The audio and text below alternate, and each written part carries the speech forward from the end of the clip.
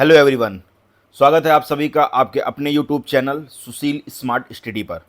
दोस्तों, अगर आप यूपीएसआई 2026 की तैयारी कर रहे हैं तो एक बात गांठ बांध लीजिए कि अब पुराने कानून जैसे आईपीसी इसको रटने से काम नहीं चलेगा। 1 जुलाई 2024 से हमारा पूरा क्रिमिनल जस्टिस सिस्टम बदल चुका है और अब आईपीसी की जगह पर अब आ चुका है बीएनएस यानी भारतीय न्याय संहिता। और यकीन मानिए कि जो छात्र इस बदलाव को समझ गया वही इस बार 2 सितारे अपने कंधे पर सजा पाएगा, क्योंकि एग्जामिनर पुराने सवाल नहीं बल्कि बीएनएस के नए सेक्शन और चेंज से जो है आपको कंफ्यूज करने वाला है। और बहुत से एस्पिरेंट हैं जो अभी भी वही पुरानी धाराओं में उलझे हुए हैं। लेकिन आज की इस क्लास में हम करेंगे बीएनएस के मोस्ट इंपॉर्टेंट क्वेश्चंस और हम देखेंगे कि कैसे आईपीसी की धारा 302 अब बीएनएस में बदल गई है और राजद्रोह जैसे कानून में क्या बड़े बदलाव हुए हैं। और आज का हमारा फोकस सिर्फ थ्योरी पर नहीं बल्कि कॉन्सेप्ट प्लस न्यू सेक्शन पर होगा। और मैं आपको बताऊंगा कि वो कौन से ऐसे एरियाज हैं जहां से यूपीएसआई डायरेक्ट सवाल पूछेगा। और लेवल हमने रखा है मॉडरेट टू हाई ताकि आप सबसे मुश्किल शिफ्ट के लिए भी तैयार रहें। और देखिए, कानून की जानकारी एक दरोगा के लिए उसका सबसे बड़ा हथियार होती है। अगर आपको धाराओं की सही समझ नहीं है तो वर्दी तक पहुंचना थोड़ा सा मुश्किल है। और आज की इस 2 मिनट की शुरुआत के बाद हम एक एक करके उन सभी प्रावधानों को समझेंगे या सिंप्लीफाई तरीके से करेंगे जो आपके दिमाग में उलझे हुए हैं। और ट्रस्ट मी, आज की ये क्लास अटेंड करने के बाद बीएनएस का डर आपके मन से हमेशा के लिए खत्म हो जाएगा। तो क्या आप तैयार हैं नए भारत के नए कानून को समझने के लिए? अगर हाँ तो कमेंट बॉक्स में लिखिए जय हिंद। और चलिए शुरू करते हैं भारतीय न्याय संहिता का ये पावर पैक्ड सेशन। और हमारा पहला सवाल आपकी स्क्रीन पर। तो हमारा पहला प्रश्न है, भारतीय न्याय संहिता में राजद्रोह के पुराने कानून को किस नई धारा के तहत भारत की संप्रभुता, एकता और अखंडता को खतरे में डालने वाले कृत्य के रूप में परिभाषित किया गया है?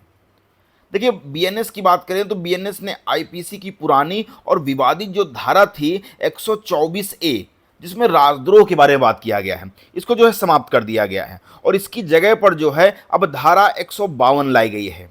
और ये जो धारा है ये भारत की संप्रभुता, एकता और अखंडता को खतरे में डालने वाले कृत्यों को जो है दंडित करती है।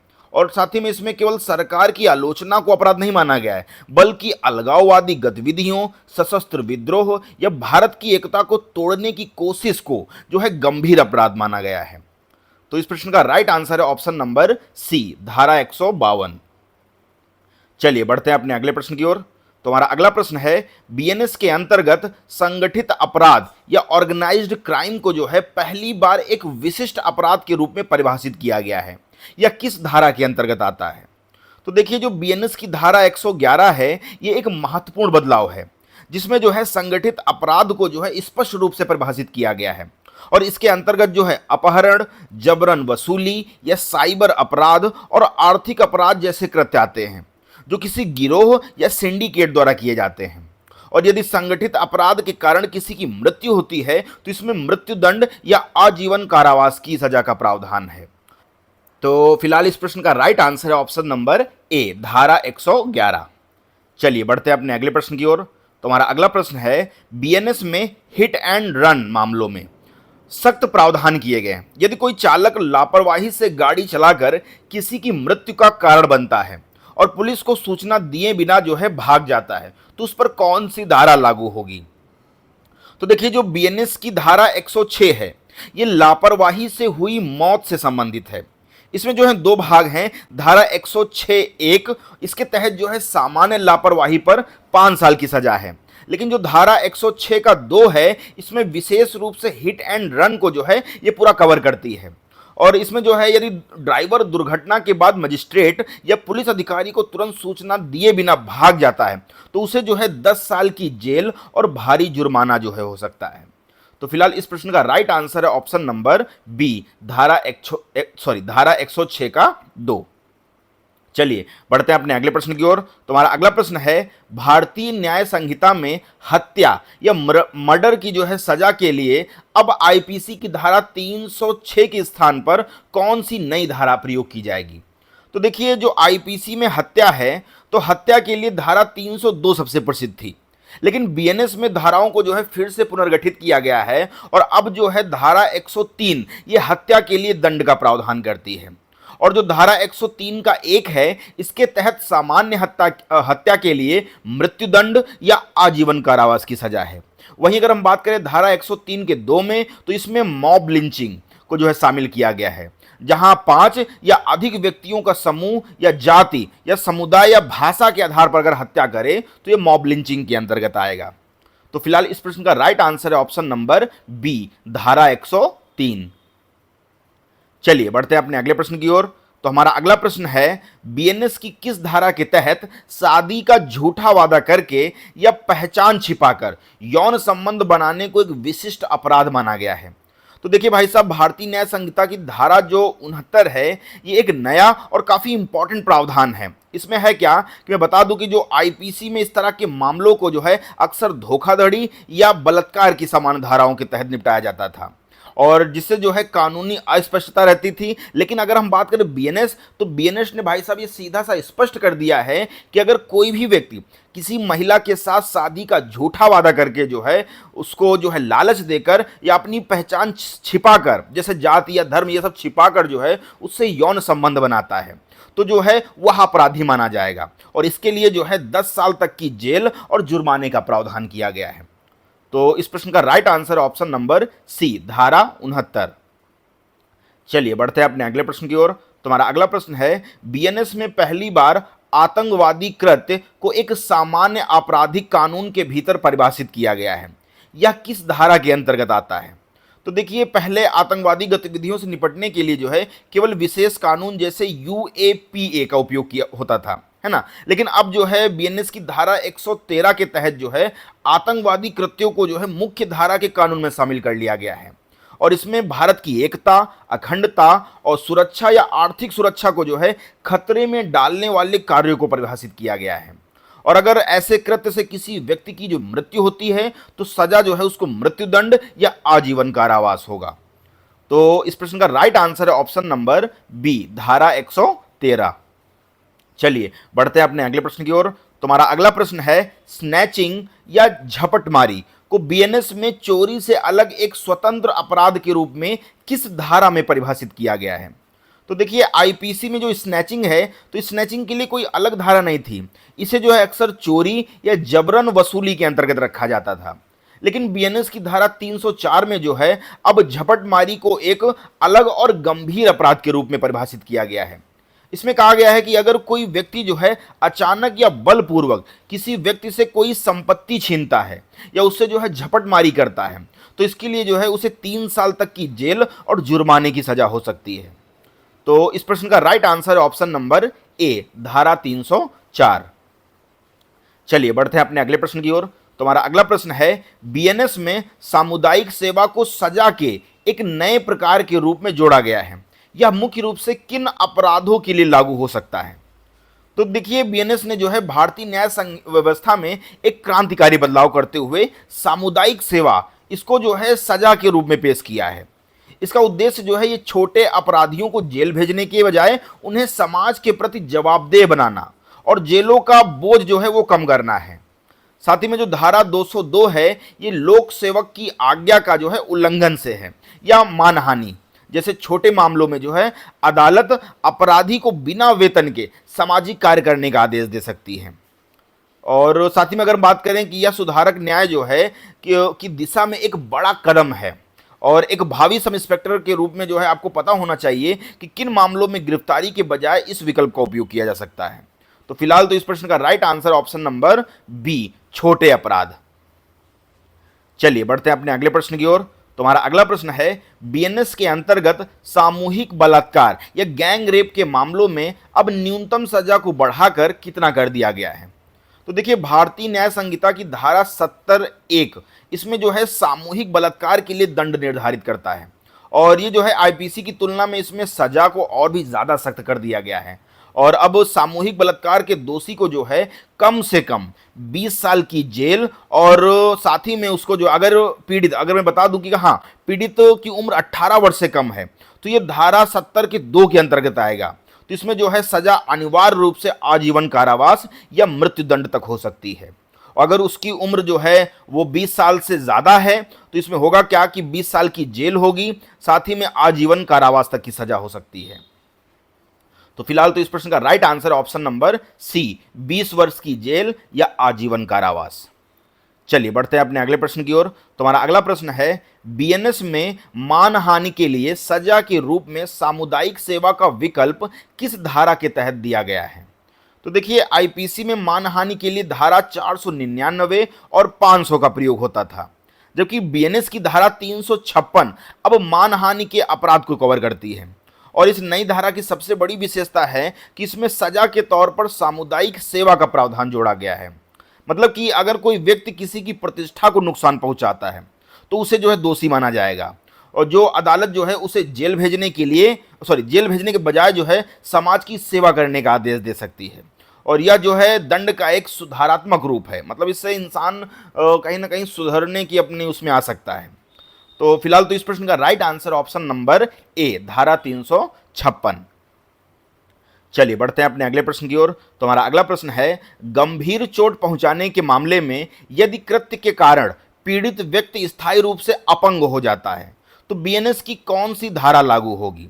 तो देखिए, बीएनएस में जो चोट है और गंभीर चोट, इन दोनों के प्रावधानों को जो है धारा 114 से 117 के बीच जो है व्यवस्थित किया गया है। और पुरानी जो आईपीसी की धारा 325 है तो इसके स्थान पर अब धारा 117 का प्रयोग होगा। और इसमें होगा क्या कि अगर कोई व्यक्ति स्वेच्छा से एक ऐसी चोट पहुंचाता है जिससे किसी के अंग की हानि हो, मतलब वो टूट फूट जाए या अपंग हो जाए, तो जो है या सुनने या देखने की शक्ति उसकी चली जाए या उसका चेहरा खराब हो जाए, इस तरीके से उसको जो है चोट पहुंचाता है, तो उसे जो है 7 साल तक की जेल हो सकती है। साथ ही में अगर हम धारा 117 के 2 की बात करें तो इसमें विशेष रूप से घातक हथियारों के उपयोग पर जोर दिया गया है कि अगर आप उसे किसी घातक हथियार से चोट पहुंचाते हैं तो ये आपके धारा 117 के 2 में कवर होगी। तो फिलहाल तो इस प्रश्न का right answer option number B, धारा 117। चलिए बढ़ते हैं अपने अगले प्रश्न की ओर। तुम्हारा अगला प्रश्न है, आपराधिक विश्वासघात के लिए बीएनएस में अब कौन सी नई धारा निर्धारित की गई है?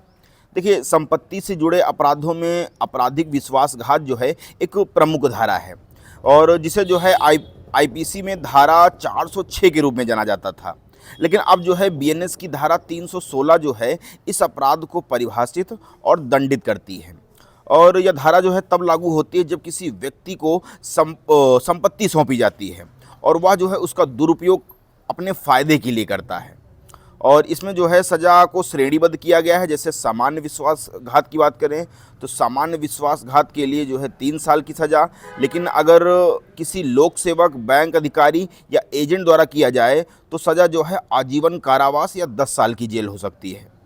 तो फिलहाल इस प्रश्न का राइट आंसर है ऑप्शन नंबर सी, धारा 316। चलिए बढ़ते हैं अपने अगले प्रश्न की ओर। तुम्हारा अगला प्रश्न है, बीएनएस के तहत आपराधिक अत्याचार और घर में अत्याचार, इसके लिए अब कौन सी नई धारा प्रयोग की जाएगी, जो पहले आईपीसी की धारा 441, 447 और 448 में थी? तो देखिए, बीएनएस में संपत्ति के विरुद्ध अपराधों को जो है अधिक व्यवस्थित किया गया है, और आईपीसी की जो पुरानी धारा 441 है जो कि आपराधिक अत्याचार, और 448 जो कि घर में अत्याचार, इन दोनों को बताती है। तो अब जो है बीएनएस की धारा 329 में इन दोनों को समाहित कर दिया गया है, और इसमें स्पष्ट किया गया है कि अगर कोई व्यक्ति किसी दूसरी की संपत्ति में जो है अपराध करने के इरादे से या किसी को डराने के लिए अनाधिकृत रूप से प्रवेश करता है तो वह जो है आपराधिक अत्याचार का दोषी होगा। तो फिलहाल इस प्रश्न का राइट आंसर है ऑप्शन नंबर बी, धारा 329।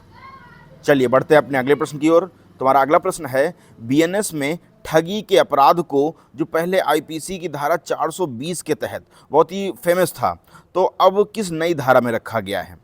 तो देखिए, धोखाधड़ी या ठगी के मामलों में जो है 420 शब्द जो है एक बहुत ही पुराना मुहावरा बन चुका था। कहते नहीं थे कि अगर कोई धोखाधड़ी या ठगी करता है तो बोलते बहुत ही 420 आदमी हो भाई। तो लेकिन अब किया क्या गया है कि बीएनएस की धारा 318 में जो है अब इसकी जगह ले ली है। पहले तो 420 था, लेकिन अब बीएनएस की धारा 318 में जो है धोखाधड़ी या ठगी का प्रावधान है। और साथ ही में जो धारा 318 का 1 है, इसको धोखाधड़ी, इसमें जो है धोखाधड़ी को परिभाषित किया गया है। और जबकि 318 के 4 की बात करें तो इसमें विशेष रूप से संपत्ति के हस्तांतरण या बेईमानी से प्रेरित करने के लिए जो है सजा का प्रावधान करती है। और इसमें सजा की बात करें तो सजा जो है 7 साल की जेल और जुर्माने का प्रावधान है। तो इस प्रश्न का राइट आंसर है ऑप्शन नंबर बी, धारा 318। चलिए बढ़ते हैं अपने अगले प्रश्न की ओर। तो हमारा अगला प्रश्न है, यदि 5 या अधिक व्यक्तियों का समूह किसी साझा उद्देश्य से गैर कानूनी जन समूह बनाता है तो बीएनएस की कौन सी धारा लागू होगी? तो देखिए, लोक शांति के विरुद्ध अपराधों के अध्याय में हमने जो है आईपीसी की धारा 141 पढ़ी, जिसमें ये लोक शांति के बारे में था। लेकिन अब जो है बीएनएस की धारा 189 की बात करें तो इसमें जो है लोक शांति के विरुद्ध अपराधों के बारे में बताया गया है। और इसके अनुसार जो है, अगर 5 या उससे अधिक लोग किसी कानून के निष्पादन को रोकने, आपराधिक बल का प्रदर्शन करने या किसी की संपत्ति पर कब्जा करने के उद्देश्य से इकट्ठा होते हैं तो वे जो है गैर कानूनी जनसमूह माने जाएंगे। तो इस प्रश्न का राइट आंसर है ऑप्शन नंबर बी, धारा 189। चलिए बढ़ते हैं अपने अगले प्रश्न की ओर। तो हमारा अगला प्रश्न है, बीएनएस के अनुसार झूठा साक्ष्य देना या गवाहों को डराना धमकाना अब किस धारा के तहत दंडनीय है? तो देखिए, न्याय प्रशासन के विरुद्ध जो है अपराधों में एक बहुत बड़ा सुधार करते हुए बीएनएस की धारा 230 को जो है प्रभावी बनाया गया है। और यह जो धारा है उन लोगों को दंडित करती है जो न्यायालय की कार्यवाही के दौरान जानबूझकर झूठा साक्ष्य या जो है गवाहों को प्रभावित करने की कोशिश करते हैं, डरा धमकाकर। साथ ही में जो इसमें जो है आईपीसी में इसके लिए धारा 191 से लेकर 193 का प्रयोग होता था, लेकिन अभी जो है बीएनएस की धारा 230 के अंतर्गत आता है। तो इस प्रश्न का राइट आंसर है ऑप्शन नंबर सी, धारा 230। चलिए बढ़ते हैं अपने अगले प्रश्न की ओर। तो हमारा अगला प्रश्न है, बीएनएस के तहत गैर इरादतन हत्या जो हत्या की श्रेणी में नहीं आती अब किस नई धारा के अंतर्गत परिभाषित है? तो देखिए, आईपीसी में धारा 299 जो है ये गैर इरादतन हत्या को परिभाषित करती थी, लेकिन इसे जो है अब बीएनएस की धारा 100 में रखा गया है। और यह धारा जो है तब लागू होती है जब किसी व्यक्ति की मृत्यु जो है ऐसे कार्य से होती है जो मृत्यु कारित करने के इरादे से किया गया हो। तो इस प्रश्न का राइट आंसर है ऑप्शन नंबर बी, धारा 100। चलिए बढ़ते हैं अपने अगले प्रश्न की ओर। तो हमारा अगला प्रश्न है, यदि कोई व्यक्ति किसी लोक सेवक को उसके कर्तव्य निर्वहन से रोकने के लिए स्वेच्छा से चोट पहुंचाता है तो बीएनएस की कौन सी धारा लागू होगी? देखिए, पुलिस बल के लिए यह धारा सबसे इम्पॉर्टेंट है क्योंकि यह स्वयं उनकी रक्षा से जुड़ी हुई है। और आईपीसी की पुरानी धारा जो थी 332, तो इसमें जो है अब इसको बीएनएस की धारा 332 थी, तो अब इसको जो है बीएनएस की धारा 132 के रूप में बदल दिया गया है। और इसमें बताया गया है कि अगर कोई अपराधी किसी पुलिस अधिकारी या सरकारी कर्मचारी पर हमला करता है ताकि वह जो है अपनी ड्यूटी ना कर सके, तो यह जो है एक संज्ञेय अपराध है। और इसमें सज़ा को जो है बहुत ही सख्त किया गया है, काफ़ी ज़्यादा जो इसकी सज़ा को जो है सख्त किया गया ताकि मतलब कोई भी ऐसा व्यक्ति ये ना कर सके। तो फिलहाल तो इस प्रश्न का राइट आंसर है ऑप्शन नंबर सी, धारा 132। चलिए बढ़ते हैं अपने अगले प्रश्न की ओर। तो हमारा अगला प्रश्न है, बीएनएस में दहेज मृत्यु से संबंधित प्रावधानों को बिना किसी बड़े बदलाव के किस नई धारा में स्थानांतरित किया गया है? तो देखिए, महिला अपराधों की श्रेणी में जो है दहेज मृत्यु एक गंभीर और काफ़ी सोचने वाला टॉपिक है। और आईपीसी की जो प्रमुख धारा थी 304 बी, तो अब इसको हटा के अब बीएनएस की धारा 80 के नाम से इसे जाना जाता है। और अगर हम बात करें इसमें, तो अगर किसी जो है महिला की मृत्यु शादी के 7 साल के भीतर असामान्य परिस्थिति में होती है और यह साबित होता है कि उसे जो है मृत्यु से ठीक पहले दहेज के लिए प्रताड़ित किया गया था, तो यह जो है दहेज मृत्यु मानी जाएगी। और इसमें जो है न्यूनतम 7 साल और अधिकतम आजीवन कारावास की सज़ा है। तो फिलहाल इस प्रश्न का राइट आंसर है ऑप्शन नंबर बी, धारा 80। चलिए बढ़ते हैं अपने अगले प्रश्न की ओर। तुम्हारा अगला प्रश्न है, बीएनएस के अनुसार आपराधिक बल और हमला को अब किन धाराओं के तहत एक साथ व्यवस्थित किया गया है? तो देखिए, आईपीसी में धारा 350 जो कि आपराधिक बल को और 351 जो कि हमले को जो है अलग अलग समझाया गया है। अब हम बात करें बीएनएस की, तो बीएनएस की धारा 128 में जो है अब आपराधिक बल को परिभाषित किया गया है। और धारा 129 में जो है हमले को। देखिए, हमले का मतलब है कि हमला तब होता है जब कोई व्यक्ति ऐसा इशारा या तैयारी करता है जिससे सामने वाले को लगे कि उस पर आपराधिक बल का प्रयोग होने वाला है, तो वो हमला होगा। तो फिलहाल इस प्रश्न का राइट आंसर है ऑप्शन नंबर बी, धारा 128 और 32। चलिए बढ़ते हैं अपने अगले प्रश्न की ओर। तुम्हारा अगला प्रश्न है, बीएनएस के अनुसार चोरी को अब किस नई धारा के तहत परिभाषित किया गया है और इसमें बार बार अपराध करने वालों के लिए क्या नया प्रावधान है। तो देखिए, आईपीसी में चोरी के लिए धारा 378 को परिभाषित किया गया है। साथ ही में दंड की बात करें तो 379 का प्रयोग होता है। लेकिन बीएनएस की धारा 303 में जो है अब चोरी को परिभाषित और दंडित दोनों किया गया है। और इस धारा की सबसे बड़ी विशेषता है धारा 303 का 2, जिसमें जो है द्वितीय या पश्चातवर्ती दोष सिद्ध, मतलब दोबारा चोरी करने के लिए जो है कठोर दंड का प्रावधान है। मतलब अगर कोई व्यक्ति दूसरी बार चोरी का दोषी पाया जाता है तो उसे जो है कम से कम 1 वर्ष की जेल और जुर्माना हो सकता है। तो इस प्रश्न का राइट आंसर है ऑप्शन नंबर बी, धारा 303। चलिए बढ़ते हैं अपने अगले प्रश्न की ओर। तुम्हारा अगला प्रश्न है, लूट और डकैती के अपराधों को जो है बीएनएस की किन धाराओं में व्यवस्थित किया गया है। तो देखिए, बीएनएस में लूट और डकैती के क्रम को जो है बदल दिया गया है। धारा 309 जो है ये लूट को परिभाषित करती है, जबकि धारा 310 जो है डकैती को। देखिए, डकैती की परिभाषा अभी भी वही सेम है कि जब 5 या उससे अधिक व्यक्ति मिलकर लूट करते हैं तो वो डकैती होता है। और आप जानते हैं कि बीएनएस ने जो है इन धाराओं को काफ़ी सरल बनाया है ताकि पुलिस और कोर्ट की कार्रवाई में जो है कोई डाउट ना होने पाए। और धारा 311 में जो है डकैती के साथ हत्या के लिए भी जो है मृत्युदंड का प्रावधान है। तो इस प्रश्न का राइट आंसर है ऑप्शन नंबर बी, धारा 309 और धारा 310। चलिए बढ़ते हैं अपने अगले प्रश्न की ओर। तुम्हारा अगला प्रश्न है, बीएनएस के तहत उपेक्षापूर्ण कार्य जिससे जीवन को खतरा हो, विशेष रूप से जहरीले या खतरनाक पदार्थों के रख रखाव में लापरवाही, किस धारा में है। तो देखिए, सार्वजनिक सुरक्षा से जुड़ी यह धारा जो है यूपीएसआई के लिए बहुत ही इंपॉर्टेंट है, खासकर तब जब आप किसी औद्योगिक क्षेत्र या घनी आबादी वाले इलाके में तैनात हों। तो बीएनएस की धारा जो 281 है, जो कि आईपीसी के 279 और 284 में इसका जो है विस्तृत रूप था, तो इसमें जो है उन कार्यों को दंडित करती है जो सार्वजनिक रास्तों पर लापरवाही से गाड़ी चलाने या मशीनरी और जहरीले पदार्थों के जो है असुरक्षित रख रखाव से जुड़ी है। मतलब अगर कोई व्यक्ति ऐसी लापरवाही करता है जिससे किसी अन्य व्यक्ति की जान को खतरा हो या उसे चोट पहुंचे, तो उसे जो है इस धारा के तहत गिरफ्तार किया जा सकता है। तो इस प्रश्न का right answer option number C, धारा 281। चलिए बढ़ते हैं अपने अगले प्रश्न की ओर। तो हमारा अगला प्रश्न है, बीएनएस की किस धारा में सेंधमारी को जो है अब परिभाषित किया गया है। तो देखिए, रात के समय घरों में घुसकर चोरी करने या अपराध करने की घटनाओं को जो है आईपीसी में धारा 445 के तहत रखा गया था। लेकिन बीएनएस की धारा 331 जो है अब गृह भेदन या सेंधमारी से संबंधित है। और इसमें जो है घर में प्रवेश करने के 6 विशिष्ट तरीकों, जैसे खिड़की तोड़ना, नकली चाबी का प्रयोग करना या दीवार फांदना, इसको जो है अपराध माना गया है। तो फिलहाल तो इस प्रश्न का राइट आंसर है ऑप्शन नंबर बी, धारा 331। चलिए बढ़ते हैं अपने अगले प्रश्न की ओर।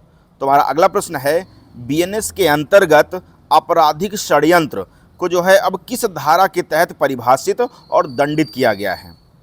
तो आईपीसी में आपराधिक षड्यंत्र के लिए जो है धारा 120 ए और 120 बी का प्रयोग होता था, जो कानून के छात्रों और पुलिस के बीच बहुत ही काफ़ी फेमस था। लेकिन अब बीएनएस की धारा 61 ने जो है अब इसकी जगह ले ली है। और इसके अनुसार जब 2 या 2 से अधिक व्यक्ति किसी अवैध कार्य को करने या किसी वैध कार्य को अवैध साधनों से करने के लिए जो है सहमत होते हैं, तो जो है वह आपराधिक षड्यंत्र कहलाता है। तो इस प्रश्न का राइट आंसर है ऑप्शन नंबर बी, धारा 61। चलिए बढ़ते हैं अगले प्रश्न की ओर।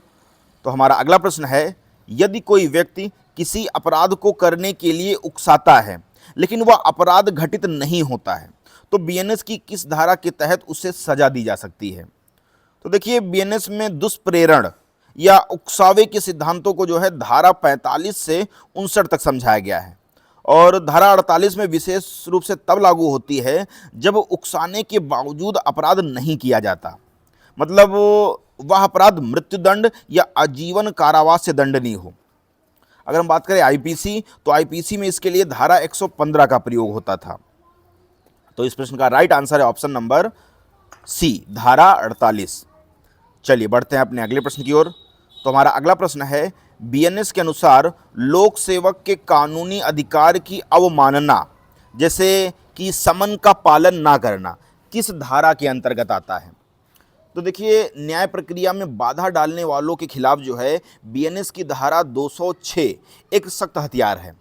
और यदि पुलिस या अदालत किसी व्यक्ति को समन का मतलब होता है हाजिर होने का आदेश, तो समन का आदेश भेजती है और वह व्यक्ति जानबूझकर फरार हो जाता है या आदेश की तामील नहीं होने देता, तो जो है वह इस धारा का दोषी होता है। तो इसमें इतना ही है फिलहाल। तो इस प्रश्न का राइट आंसर है ऑप्शन नंबर बी, धारा 206। चलिए बढ़ते हैं अपने अगले प्रश्न की ओर। तो हमारा अगला प्रश्न है, बीएनएस की किस धारा में समान आशय के सिद्धांतों को परिभाषित किया गया है, जो समूह में किए गए अपराध के लिए उत्तरदायित्व निर्धारित करता है? तो देखिए, आईपीसी की सबसे महत्वपूर्ण धाराओं में से एक धारा है धारा 34, जिसे जो है अब बीएनएस की धारा 3 के 5, मतलब 3 का बीएनएस की धारा 3 के अंदर 5, 3 क्लॉज 5, तो ये बना दिया गया है। और ये धारा कहती है कि जब कोई व्यक्ति अपने समान आशय को पूरा करने के लिए कोई आपराधिक कार्य करते हैं, तो उनमें से जो है हर व्यक्ति उस कार्य के लिए उसी प्रकार उत्तरदायी होगा मानो वह कार्य अकेले उसी ने किया हो। तो जैसे अगर हम बात करें कि 4 लोग बैंक लूटने गए और एक बाहर पहरा दे रहा है, तो धारा 3 के 5 के तहत वह भी लूट का उतना ही जिम्मेदार होगा जितना अंदर वाला। तो इस प्रश्न का राइट आंसर है ऑप्शन नंबर बी, धारा 3 का 5। चलिए बढ़ते हैं अपने अगले प्रश्न की ओर। तो हमारा अगला प्रश्न है, बीएनएस की किस धारा के तहत शरीर और संपत्ति की निजी रक्षा का अधिकार दिया गया है, और जो कि पहले आईपीसी की धारा 96 से 106 में था? तो देखिए, बीएनएस के टॉपिक या अध्याय 4 में जो है साधारण अपवाद के अंतर्गत धारा 35 से 45 तक निजी रक्षा के अधिकार को समझाया गया है। और धारा 35 स्पष्ट करती है कि निजी रक्षा में किया गया कोई भी कार्य अपराध नहीं है। और यूपीएसआई के रूप में आपको यह समझना होगा कि अगर कोई व्यक्ति अपनी या किसी दूसरे की जान या संपत्ति बचाने के लिए जो है बल का प्रयोग करता है, तो उसे जो है कब तक कानूनी सुरक्षा प्राप्त है। और धारा 38 जो है ये विशेष रूप से बताती है कि किन स्थितियों में निजी रक्षा में हमलावर की मृत्यु तक कारित की जा सकती है, जैसे बलात्कार, अपहरण या तेजाब फेंकने की कोशिश के दौरान। तो इस प्रश्न का राइट आंसर है ऑप्शन नंबर बी, धारा 35 से 45। चलिए, और आज का हमारा लास्ट क्वेश्चन है, बीएनएस में दंगा करने के लिए सजा का प्रावधान अब किस नई धारा के तहत किया गया है? देखिए, जब कोई गैर कानूनी जनसमूह बल या हिंसा का प्रयोग करता है तो उसे जो है दंगा कहा जाता है। और आईपीसी की सबसे फेमस धारा 147 को जो है अब बीएनएस की धारा 191 में बदल दिया गया है। और दंगा करने के दोषी को जो है 2 साल तक की जेल या जुर्माना, ये दोनों हो सकते हैं। और अगर दंगा घातक हथियारों के साथ किया गया है तो धारा 191 का 3 ये लागू होता है, जिसमें जो है 5 साल तक की सजा का प्रावधान है। तो इस प्रश्न का राइट आंसर है ऑप्शन नंबर सी, धारा 191। तो दोस्तों, आज की क्लास को हम यहीं तक रखते हैं। आई होप कि आपको ये वीडियो पसंद आई होगी, और अगर पसंद आई है तो अपने दोस्तों को शेयर ज़रूर करें। और देखिए, एग्ज़ाम होने ही वाला है और धाराओं से रिलेटेड काफ़ी क्वेश्चंस आने वाले हैं, और एक्ट, अधिनियम, ये सारी चीज़ें आएंगी। तो मैंने वही धाराएँ कवर की हैं जो एग्ज़ाम में कहीं ना कहीं इम्पॉर्टेंट हैं और काफ़ी हेल्पफुल होंगी आपके लिए ये धाराएँ। तो मैं चाहता हूँ कि आप एक बार इनको पढ़ के जाएँ और समझ के जाएँ, और बेस्ट ऑफ लक, आप अच्छा करके। और आई होप कि आपको वो 2 सितारे जिनके लिए आपने काफ़ी मेहनत की है वो आपको ज़रूर मिले। तो thank you so much, and जय हिंद, जय भारत।